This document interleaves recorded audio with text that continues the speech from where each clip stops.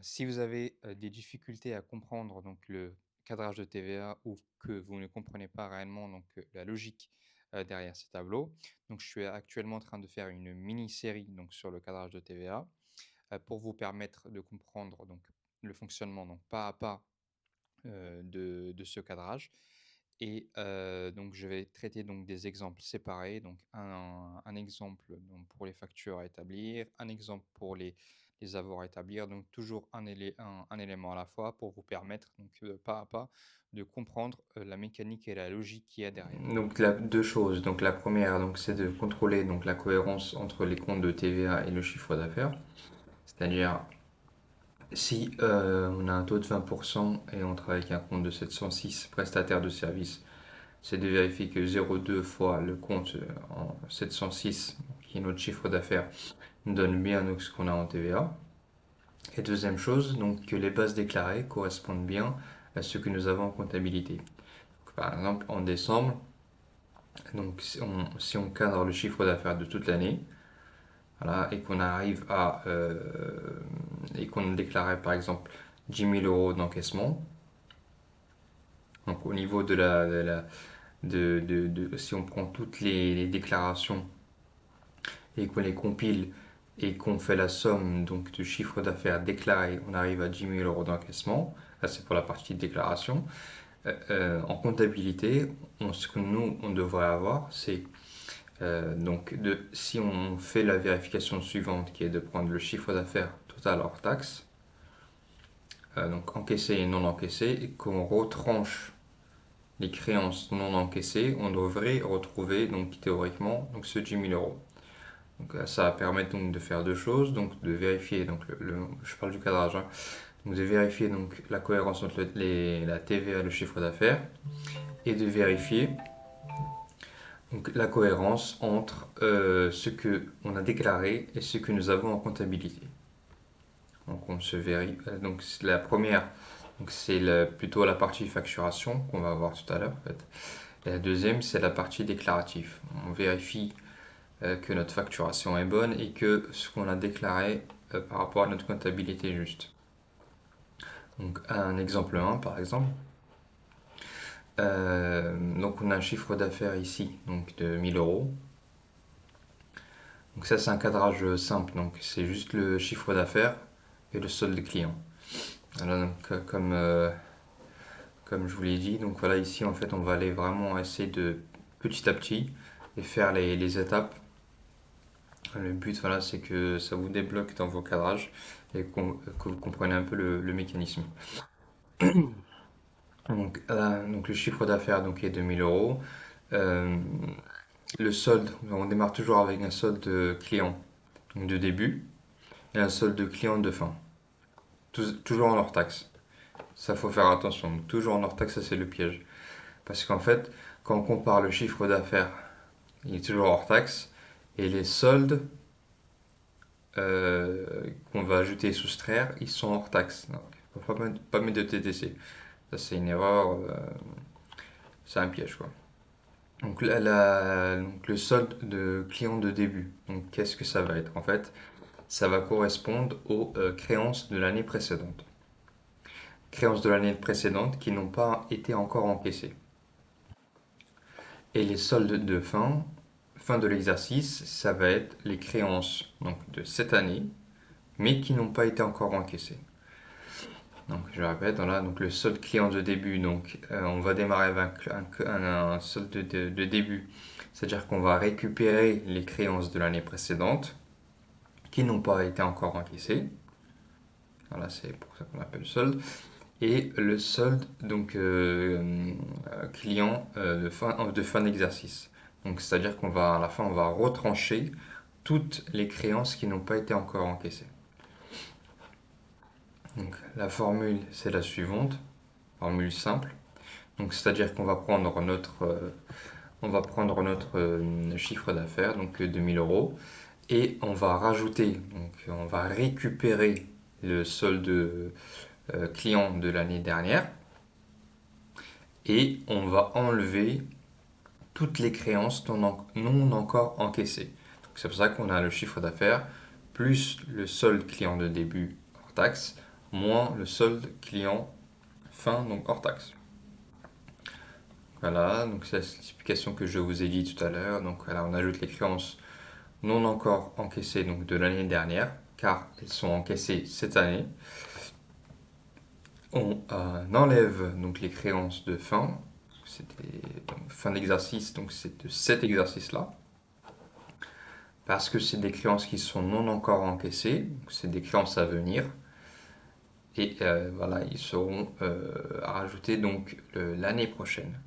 Mais bon, pour pas vous embrouiller, donc on va rester sur cet exercice-là. Donc cet exercice-là, les encaissements clients, donc on récupère notre chiffre d'affaires, on récupère le solde donc des clients de l'année dernière et on retranche les créances non encaissées. Pour ça, être simple. Donc voilà pour la partie chiffre, enfin le niveau de la CA3. Euh, donc pour le chiffre d'affaires, on va le déclarer ici. Donc le vente, prestation de service pour ceux qui savent. Ceux qui savent par là. Donc ensuite, voilà, donc par rapport à notre cadrage, on va avoir 1000 plus 300 moins 400, ce qui est fait 900 euros d'encaissement réel. C'est-à-dire que malgré, donc au niveau de la facturation plutôt, au niveau de la facturation, c'est-à-dire que le client il a facturé pour 1000 euros, mais en décembre, pardon, excusez-moi, en janvier, par exemple, ici, en fait, il a encaissé seulement 900 euros. Ça, c'est important à savoir parce qu'en fait, euh, ici, ça va être le jeu en fait des créances. Ça va être les soldes qui vont intervenir. Donc, on va rajouter les créances de l'année dernière. Donc, il avait 300 euros de créances de l'année dernière. Et il y en a encore 400 donc fin d'exercice qui n'ont pas été encore payés. Donc on a rajouté, ça, au début ça fait plus 1300, mais au final en fin d'exercice, donc ici j'ai mis la fin d'exercice en janvier 25, j'aurais dû faire en décembre. Bon, bref, c'est pour un exemple. Il y avait encore 400 qui étaient non encore encaissés, donc ce qui fait qu'on a en réalité 900 euros d'encaissement réel. Là, c'est le montant qu'on va déclarer donc ici. On va faire d'autres exemples pour expliquer un petit peu mieux. Ensuite, juste ici, avant de continuer, je voulais montrer un petit peu à quoi ça ressemblait le cadrage de TVA. Donc, comme je vous l'ai dit ici, en fait, toute cette partie-là, ça va être donc de la facturation. Et toute cette partie-là, ça va être de l'encaissement. Ici, on va vérifier, comme on l'avait dit tout à l'heure, donc la réciprocité entre les comptes donc, de chiffre d'affaires et ce qu'on a en TVA collectée. 0,2, comme vous le savez, fois donc le montant 706, c'est bien égal à ce qu'on a en TVA collectée. Ensuite, donc les FAE, etc., ça on va voir plus tard. Et la partie encaissement, donc c'est nos soldes. Nos soldes, c'est-à-dire ce qu'on va encaisser vraiment au niveau de la banque. Okay, comme on avait dit tout à l'heure, donc c'est que en fin de compte, c'est la partie facturation qui est le total de facturé, moins les créances qui vont être non encaissées, ça va être donc le montant global qu'on a déclaré sur les CA3.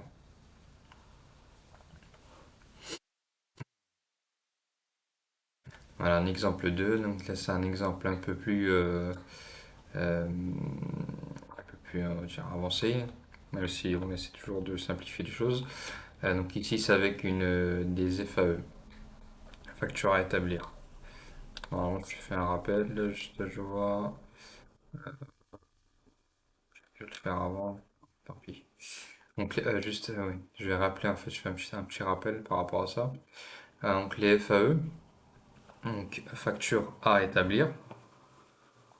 Donc c'est une écriture qu'on a passée donc en N-1. On est venu, on a passé cette écriture-là. les FAE, en fait, c'est un peu comme les factures non parvenues, mais version client. C'est-à-dire que on était on était l'année dernière. Euh, Comment dire, en décembre, il y avait une dernière facture ou plusieurs factures qui n'ont pas été encore facturées par notre client. Donc, ils seront facturés qu'à partir de l'année prochaine, mais concernent l'année d'avant. C'est-à-dire que par exemple, on était en décembre, en décembre 25, il y avait encore des factures qui concernaient l'exercice 25, mais qui n'ont pas été encore facturées. Donc nous, en fait, on est venu et on a passé ces provisions-là que vous connaissez. Donc là, on va avoir donc, le 706 au crédit, un compte d'attente et un compte 481. Pardon, 418.1. Bref, ce qu'il faut retenir ici. Donc là, vous avez la provision. Là, vous avez son extourne.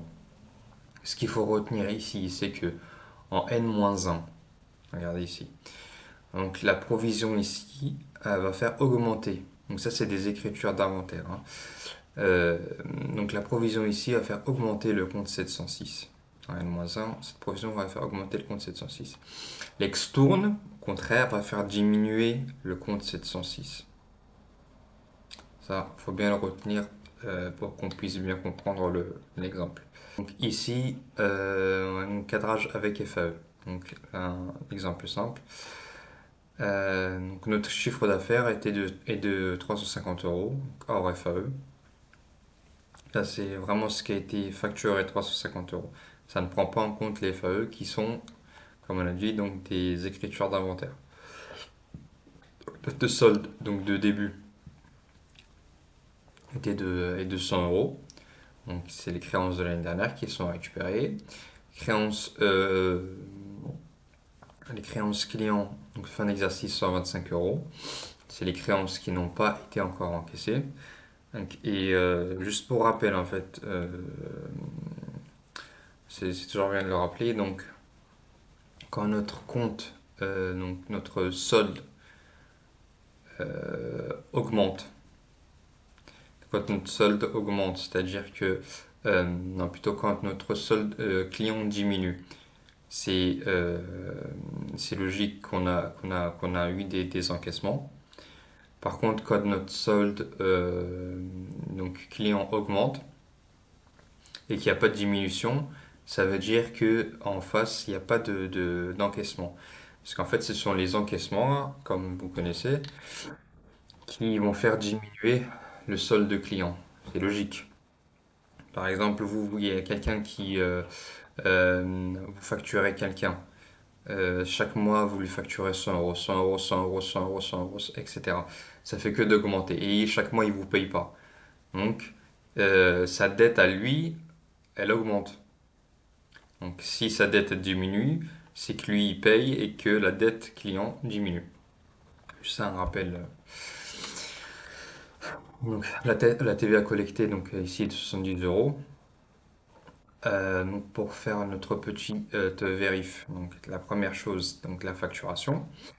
Donc on vérifie bien que notre 20% de chiffre d'affaires, donc 20%, 350 euros est bien égal à 70 euros, ce qui est le cas. Ça veut dire qu'on est bon au niveau de la facturation. Ensuite, la partie encaissement. On va prendre notre chiffre d'affaires.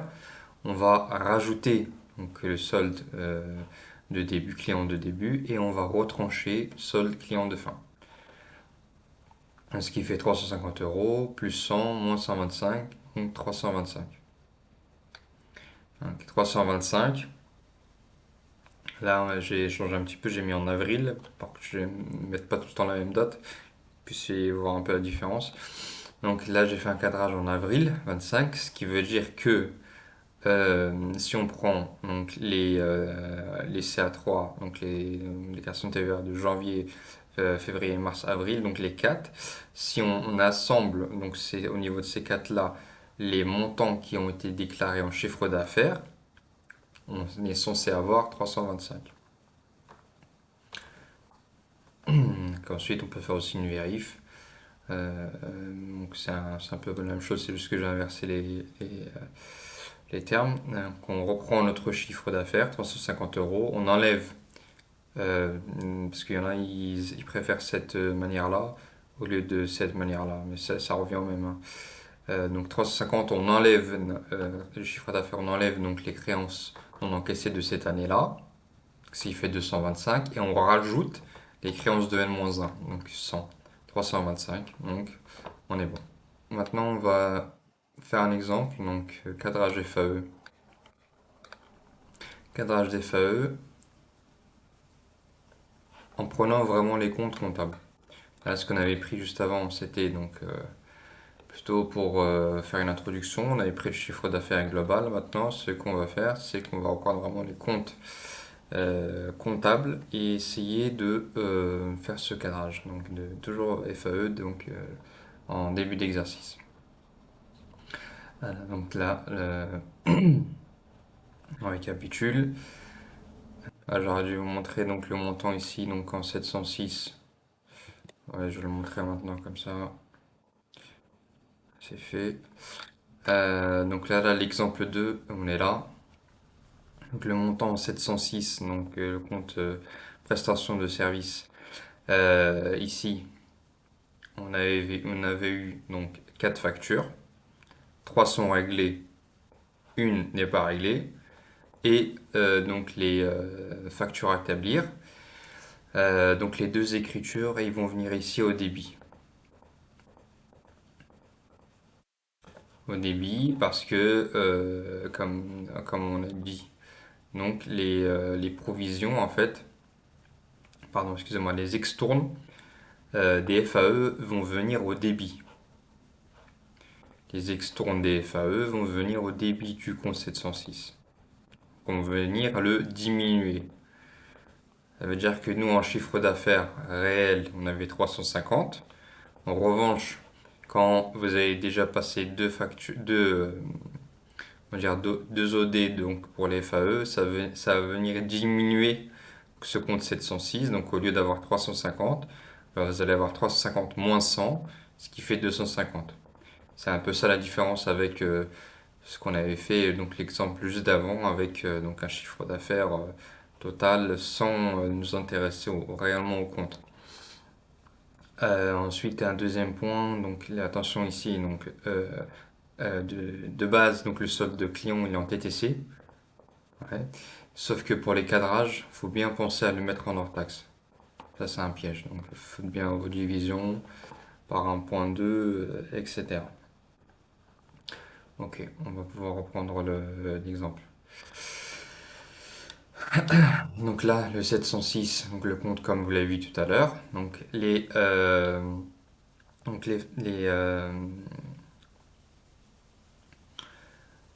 ici, donc les FAE extérieurs. Voilà, donc dans notre cadrage, ici, on va venir en fait rajouter.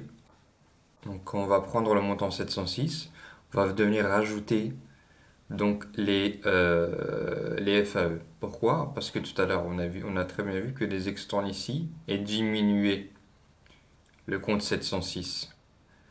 Sauf que comme étant donné que c'est une écriture d'inventaire et qu'elle va venir diminuer le compte 706, elle va venir en fait fausser le compte 706. Parce qu'en réalité il est de 350, il n'est pas de 250. Donc c'est pour ça qu'on rajoute en fait. On rajoute les FAE, donc des exercices antérieurs, pour venir neutraliser en fait les extournes.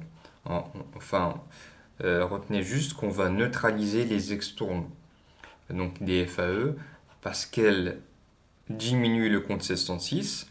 On va venir leur rajouter, donc ça va faire moins plus et ça va dire 0. Donc ça va sur le compte 706, il va revenir à 350. Vous voyez, comme je vous avais dit tout à l'heure, donc compte 706. Voilà, les extournes vont venir diminuer ce compte-là, donc c'est pour ça qu'on rajoute en fait. Donc ça c'est un point très important à comprendre. Donc là, les FAE ils sont juste au début. Donc là, c'était juste au début. Ok. Ensuite, les créances clients, comme on a fait pour l'exercice précédent, on a mis créance client de début 100, créance de client fin 125, TVA collectée 70 euros. On va faire notre vérification à la facturation. Euh, notre compte 706 plus, plus les FAE, plus les FAE. En fait, ici j'ai mis FAE parce que c'est pour vous habituer dans les cadrages. Il y a, il y a comment dire, il n'y a pas, comment dire, plus les extournes des FAE, il y a juste plus FAE exercice antérieur. Donc là, j'ai mis ça, donc c'est FAE, mais ça, il s'agit bien donc des FAE des exercices antérieurs qu'on a expliqué juste avant. Donc on a mis 250 plus 100 qui est ici. Donc on retrouve bien 350 qui est le montant total de la facturation au niveau du compte 706 et du chiffre d'affaires et qu'on va revenir multiplier par 0,2 et qui va bien nous donner 70 euros, qui est bien notre solde de TVA. Première chose, c'est bon. Donc ensuite, on va venir faire notre formule. Donc vous vous rappelez en fait ici, euh, au début il n'y avait que le chiffre d'affaires plus le solde début, solde client. Là on a un peu décomposé en fait, c'est-à-dire que le chiffre d'affaires et il s'est décomposé ici en 706 plus les FAE. Donc 706 plus les FAE, ça c'est notre chiffre d'affaires. Donc voilà, donc on va faire notre formule. Donc 250 plus 100, ça fait bien le 350. On rajoute les soldes clients de début, puisqu'on les a récupérés. Et on retranche toutes les créances en fin d'exercice qui n'ont pas été encaissées. Donc ça va nous donner 325. 325, ça va être le montant donc déclaré sur l'ensemble des chiffres, sur l'ensemble des déclarations de TVA de janvier à avril. Parce qu'ici, on a fait notre cadrage à avril. On fait notre vérif. Il y en a qui préfèrent cette méthode-là. Donc, c'est de faire donc, 706 plus les FAE, ce qui fait notre chiffre d'affaires, moins les créances non encaissées de cette année, donc 125, ce qui fait 225. Et on rajoute les créances de l'année dernière, 100, ce qui fait bien 325. Et aussi, j'avais oublié de vous montrer aussi ça. Euh, Juste en fait pour clôturer au niveau du 325 qui est déclaré là. Vous voyez, on peut le retrouver ici. Hein, regardez. On prend toutes les factures réglées, donc 225, et on rajoute le solde de début, 325. Donc c'est bien donc, le montant des encaissements plus le solde début d'exercice qui fait 325. Voilà, c'est une autre manière de se vérifier. Hop. Là, on va voir donc un exemple un peu plus complet avec les FAE au début et en fin d'exercice.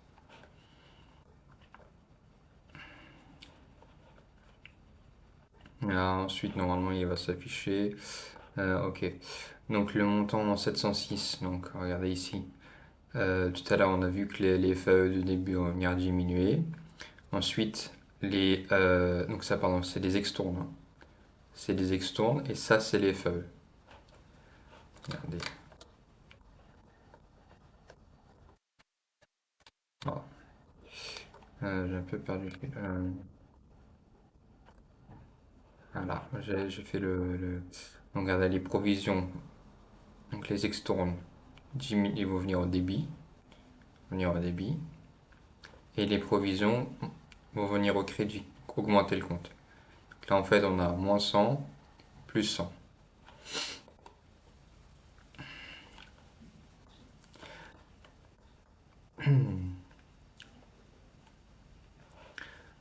Donc tac tac tac. En récapitulatif, on a ici notre extourne là.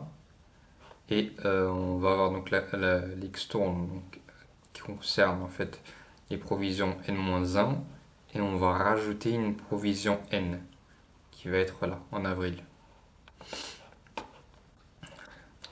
qu'il faut retenir, comme on a dit tout à l'heure, donc neutraliser les extournes donc de n-1 qui ont été ici, comme on a fait pour l'exercice précédent, et enlever les, comment dire, les écritures, donc factures à établir donc de cette année, parce qu'elles vont venir augmenter donc, le compte 1606.